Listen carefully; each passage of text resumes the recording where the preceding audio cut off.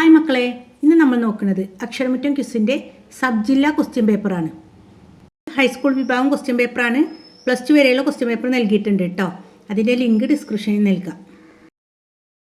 First question: ഇന്ത്യയിലെ മഹാന്മാരായ വിപ്ലവകാരികളിൽ അനശ്വരനായ വ്യക്തി എന്ന് ഡോക്ടർ പൽപുവിനെ വിശേഷിപ്പിച്ചത് ആരാണ്? ആൻസർ: സരോജിനി നായിഡു.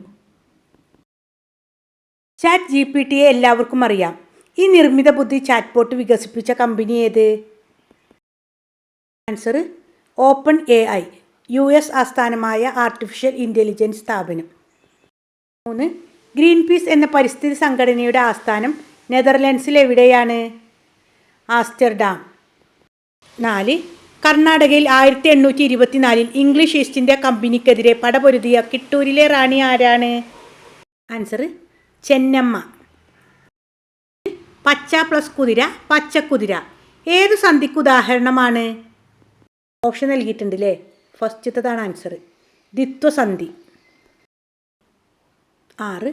പദവിയിലിരിക്കെ അന്തരിച്ച ആദ്യ രാഷ്ട്രപതി? ആൻസർ: സക്കീർ ഹുസൈൻ. 7. ഹാർട്ട്ലാം എന്ന കൃതിയിലൂടെ 2025 ഇൻ്റർനാഷണൽ ബുക്കർ പ്രൈസ് നേടിയ ബാനു മുസ്താഖ് ഏത് ഭാഷയിലാണ് എഴുതുന്നത്? ആൻസർ: കന്നഡ.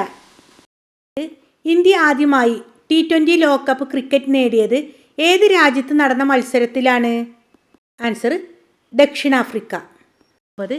മിന്നാമിനുങ്ങ് പ്രകാശം പുറപ്പെടുവിക്കുന്നതിന് കാരണമായ പ്രതിഭാസം ഏത്? Answer: bioluminescence. 10. അമീബിക് മസ്തിഷ്ക ജ്വരത്തെക്കുറിച്ചുള്ള വാർത്തകൾ നാം ഇപ്പോൾ കേൾക്കുന്നുണ്ടല്ലോ. അമീബ എത്ര കോശമുള്ള ജീവിയാണ്? ഏകകോശ ജീവി. 11. തന്നിരിക്കുന്നവയിൽ ഏതിൻ്റെ ഉൽപ്പാദനത്തിലാണ് ഇന്ത്യക്ക് ലോകത്തിലെ 1-ാം സ്ഥാനമുള്ളത്? ഓപ്ഷൻ തന്നിട്ടുണ്ട്: തേയില, പഞ്ചസാര, പാൽ, കാപ്പി. ആൻസർ: പാലാണ്. 2. ലോകത്തിൽ ആദ്യത്തെ നിർമ്മിത ബുദ്ധി നിർമ്മിത മന്ത്രി അൽബേനിയയിൽ സ്ഥാനമേറ്റു. പേരെന്ത്? ആൻസർ: ഡിയേല. ആഗസ്റ്റ് 13 ഏറെ സാമൂഹ്യ ബോധവൽക്കരണം ആവശ്യമുള്ളതും വളരെ പ്രാധാന്യമുള്ളതുമായ ഒരു വിഷയവുമായി ബന്ധപ്പെട്ട ഒരു ദിനമായാണ് ആചരിക്കുന്നത്. ഏത് ദിനമാണ്? ഉത്തരം: ലോക അവയവദാന ദിനം. ഭൂമധ്യരേഖയെ 2 തവണ മുറിച്ചൊഴുകുന്ന നദി? Answer: Congo. 5. ഇന്ത്യൻ വംശജയായ സുനിത വില്യംസ് 3 ബഹിരാകാശ യാത്രകളിലൂടെ എത്ര ദിവസമാണ് ബഹിരാകാശത്ത് ചെലവഴിച്ചത്? 608. 16. നമ്മുടെ പ്രിയപ്പെട്ട ലാലേട്ടൻ ഫാൽക്കെ അവാർഡിന് ആദരിക്കപ്പെട്ടിരിക്കുന്നു.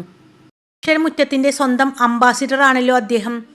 അദ്ദേഹത്തെ പറ്റി അഭിനയകലയിലെ ഇതിഹാസം എന്ന പുസ്തകം രചിച്ച പ്രഗത്ഭനായ സാഹിത്യകാരൻ ആരാണ്? Answer: professor MK Sanu. 17. ജൻസി പ്രക്ഷോഭത്താൽ നേപ്പാളിലെ രാഷ്ട്രീയ സാഹചര്യങ്ങൾ മാറിമറിഞ്ഞു. പലർക്കും അധികാരം നഷ്ടപ്പെട്ടു. പുതിയ പ്രധാനമന്ത്രിയായി ചുമതലയേറ്റത് ആരാണ്? സുശീല കർക്കി. ഇതാണ് കേട്ടോ നേപ്പാളിൻ്റെ പതാക. 18.